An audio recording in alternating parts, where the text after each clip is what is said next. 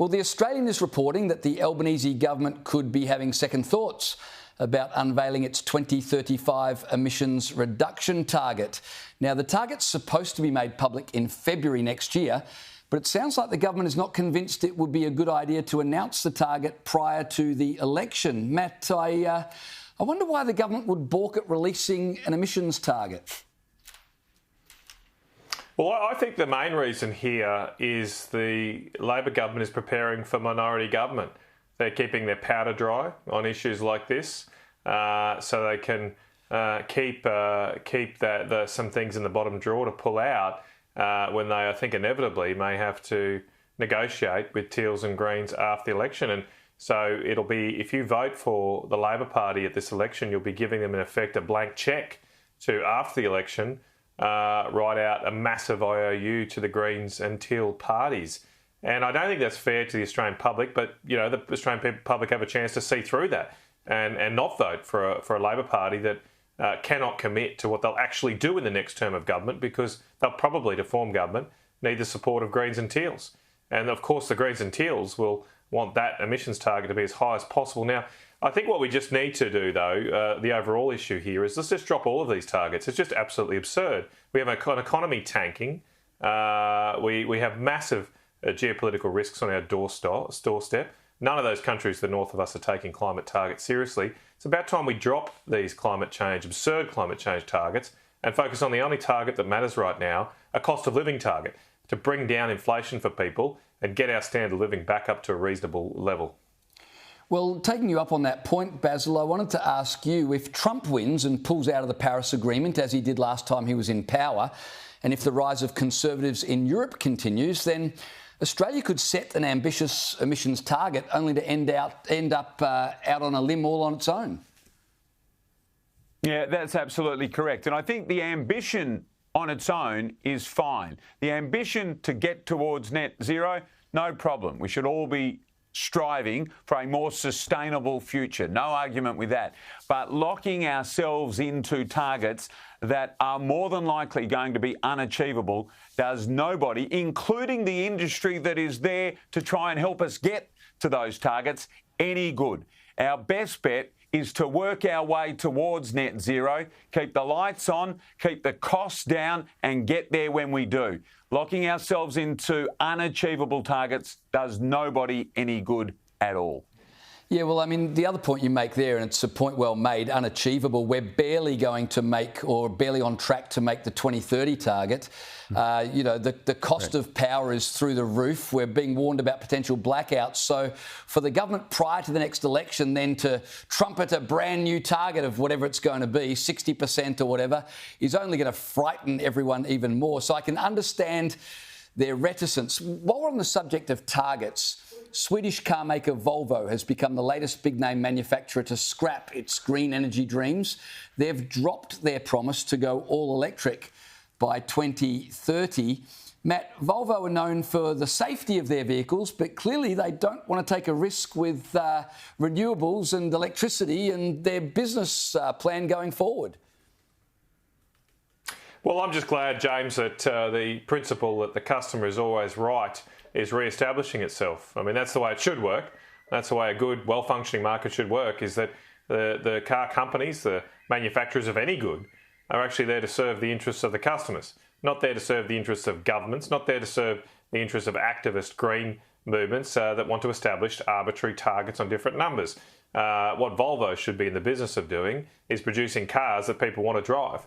And look, some people are happy to drive an electric vehicle. Good luck to them. There's no problem with that. It's a free country. But clearly, these electric vehicles are not suitable for many people, large families, people with long commutes. People have to, in the bush up here, have to travel long distances, often to and from work and anywhere else they want to go. It's just not going to work. So we need to have a proper market that just delivers for consumers. So I think that is re-establishing itself. And like all of these ridiculous targets, we're going to see them fall like dominoes in the years ahead, because the promises we've been made will soon be bitten by that inevitable dog called reality. That'll happen, and when reality catches up with it, a lot of people will be very embarrassed. Well, one of the interesting things that Volvo said in this announcement was that they wanted stronger government policies to support electrification. Basil, isn't that just a fancy-sounding admission that people won't buy EVs without government coercion? Precisely what it's saying. And these big car manufacturers, and Volvo, by the way, are not the first one to go down this path. We've seen a reversing of stated ambition from a number of the big manufacturers. They're not mugs. They're in the business of making cars and making money. And if they're backing away from full electric, that tells you one thing and one thing only. It's not sustainable financially for them in the current environment. And again, it's another reason why targets just don't work. If we're going to get there, let's get there when we get there. But trying to get there ahead of time can only cause these sorts of problems. And I think and the other point, of course, is we don't really know what happens at the end of the life of the battery that's in the electric cars yet. Most people are now starting to tell us you're going to have to throw the battery away and probably get a brand new car. It's not like you can take the battery out and put it in. And where does the battery go then? And what happens to the rest of the car? There's all of those things to deal with. And that's what happens when you're just racing ahead to targets. Yeah, very well said. I couldn't agree more. The dust is finally starting to settle after Jim Chalmers' big day out yesterday, where he spun those disastrous GDP figures as if they were some kind of achievement.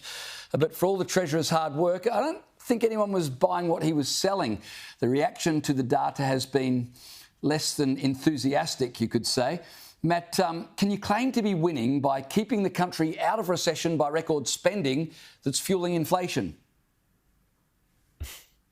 Well, you can't, James. You can't, because every Australian household knows that what the Treasurer is trying to sell matches nothing like the reality they're facing. I mean, the Treasurer is effectively in the business now of telling people to ignore their lying eyes. They can see themselves their standard of living falling. And if you look deeper into the economic statistics on a per-person basis, the standard of living of the average Australian household has fallen back to levels we haven't seen since 2011.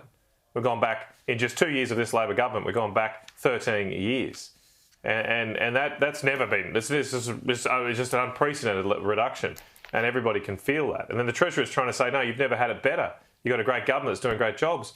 It's not going to work. I just think, I'm not in the business of giving the Labor Party advice, but I do think it would be better if we could find some leaders who would tell us the truth, level with us, and then come up with real solutions, not handouts, not little sugar hits, but real solutions that could get us out of this hole.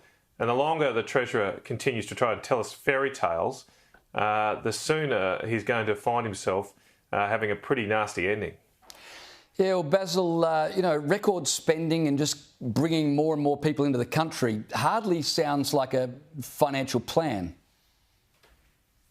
It's adding to inflation, we know that. You're a nice bloke, Jim Chalmers. I'm tempted to say I feel a bit sorry for him. There are some jobs from the other side of the fence that probably look like they're pretty easy when everything's going well. Not sure that Treasurer of this country is one of them, but I tell you what, when things aren't going so well, it doesn't look like an easy job then. And right now, Jim Chalmers looks like he's got the hardest job in the country and that he is not enjoying one bit of it.